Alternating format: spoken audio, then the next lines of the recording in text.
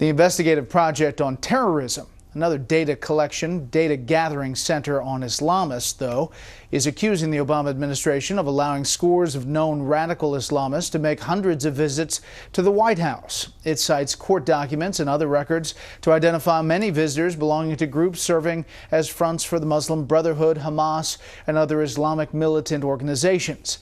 We reached out to the White House for a reaction on that, but have not heard back. The president began what I've called an apology tour of going to various nations in the Middle East and criticizing America.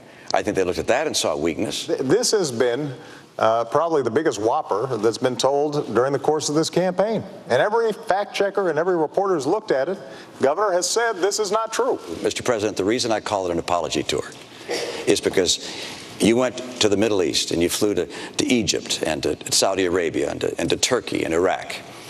And by the way, you skipped Israel, our closest friend in the region. But you went to the other nations. And by the way, they noticed that you skipped Israel.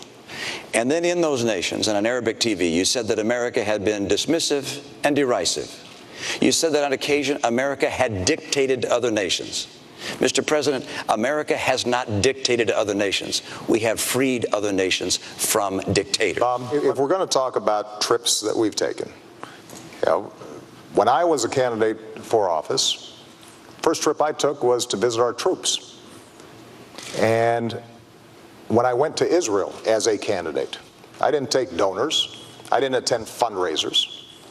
I went to Yad Vashem, the Holocaust Museum there, to remind myself the nature of evil and why our bond with Israel will be unbreakable.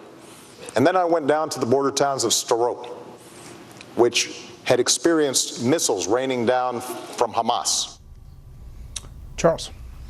That was, I thought, the moment of this debate. I think that's where Romney scored the zinger when he said America doesn't dictate, America liberates other countries.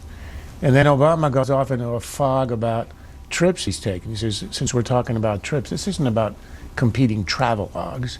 The issue here is about when a president is on foreign soil, does he denigrate the United States or does he defend the honor and the purpose and the nobility of the United States? And that is the crucial issue. You know, people don't care that much about our policy in Syria, and they care nothing about our policy in Mali, which we heard a lot about. They care about how we're seen in the world and how we defend ourselves and carry ourselves in the world. And that, I thought, was a devastating statement that Romney made, and Obama had nowhere to go on that. Quickly, AB. I thought that was definitely the moment of the night. And again, I think that because Romney had that moment and one or two others, again, without making a mistake, he was really able to pass the test that he knows what he's talking about. He's not scaring people about war. He wants a peaceful planet. And he's ready to be commander-in-chief. So